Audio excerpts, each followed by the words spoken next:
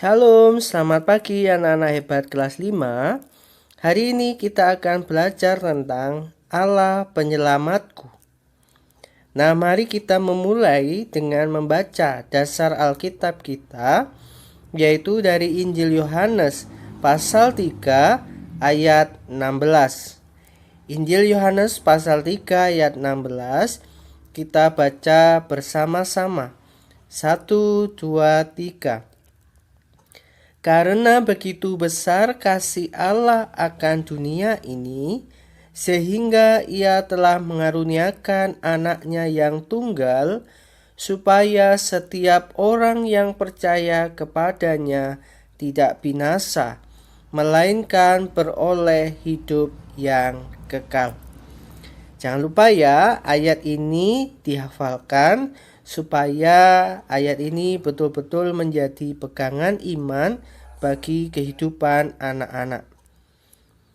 Nah, anak-anak yang dikasihi Tuhan, dari ayat ini kita tahu betapa Allah mengasihi kita, umat manusia, sehingga Ia rela memberikan anaknya yang tunggal, yaitu Tuhan kita Yesus Kristus, untuk datang ke dunia memberikan keselamatan kepada kita, umat yang dikasihinya. Tujuannya tidak lain supaya kita memperoleh keselamatan dan memperoleh kehidupan yang kekal, bukan memperoleh kebinasaan oleh karena kuasa dosa. Artinya, Yesus Kristus, Tuhan kita, adalah manifestasi atau wujud cinta Allah yang dinyatakan bagi kita. Dialah penyelamat yang sejati bagi kita. Anak-anak yang dikasihi oleh Tuhan, tentunya setiap orang menginginkan hidup selamat. Selamat dari bahaya, selamat dari ancaman orang lain, dan bahkan selamat dari dosa-dosanya. Perlu kita pahami bahwa ada dua macam keselamatan, yaitu yang pertama, keselamatan jasmani, keselamatan dari bahaya yang mengancam kita, misalnya bahaya bencana alam, bahaya kecelakaan, bahaya ancaman orang lain, dan sebagainya. Nah, keselamatan jasmani ini dapat kita golongkan sebagai anugerah umum, yaitu anugerah yang diterima oleh semua orang apapun latar belakangnya, termasuk apapun agamanya. Seperti matahari yang bersinar setiap pagi tentunya menyinari semua orang, tidak memandang latar belakang. Nah, itu termasuk anugerah umum. Jadi semua orang bisa menerima dan mengalami yang namanya keselamatan jasmani.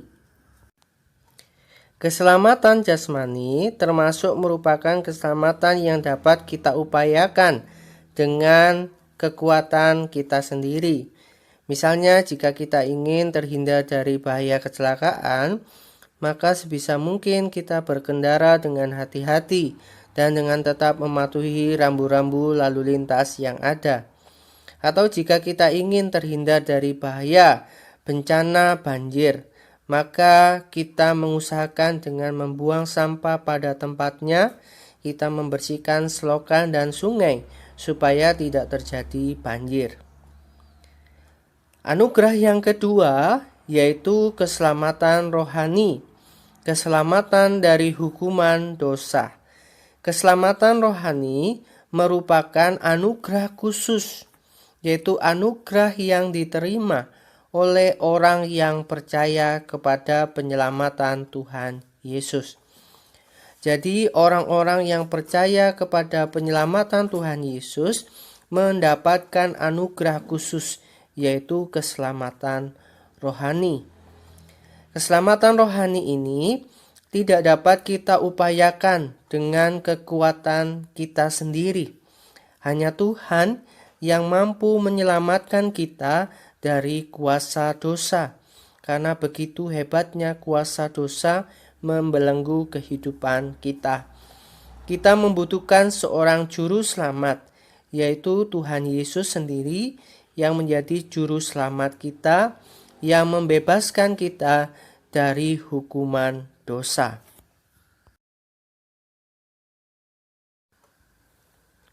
Mari kita kembali membaca dasar Alkitab kita dari Lukas pasal 4 ayat 18 sampai 19.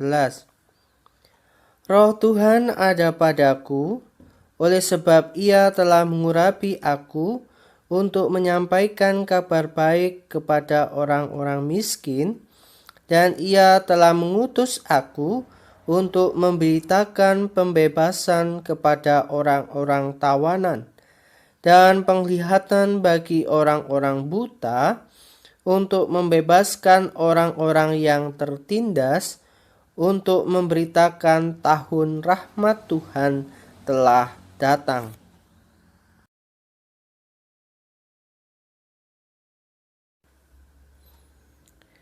Dari nats Alkitab tersebut, mari kita belajar tentang makna kedatangan Tuhan Yesus.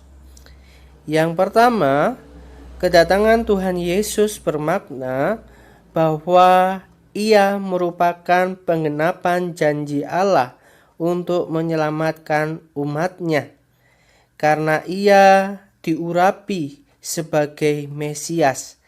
Yesus adalah Mesias yang menyelamatkan umat-Nya dari kuasa dosa, dari penderitaan yang dialami di dunia ini. Nah, yang kedua, kedatangan Tuhan Yesus bermakna bahwa Ia mewartakan kabar baik kepada umat-Nya yang menderita secara jasmani maupun rohani. Disebutkan dalam ayatnya tadi bahwa tahun rahmat telah datang. Orang-orang buta akan melihat, orang-orang tawanan akan dibebaskan, dan orang-orang miskin akan mendapatkan pertolongan. Yang ketiga, kedatangan Tuhan Yesus adalah wujud cinta Allah, bahwa Allah tidak meninggalkan umat-Nya. Bahkan Allah ada di pihak orang-orang yang menderita. Jadi Allah tidak pernah meninggalkan umat-Nya.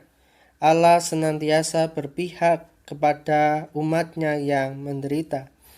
Dengan memahami dan mengetahui bahwa kita dicintai oleh Allah, bahwa Allah ada di pihak kita, hal ini menjadi satu kekuatan kepada kita semua untuk berjuang menghadapi kehidupan kita yang ada di dunia saat ini.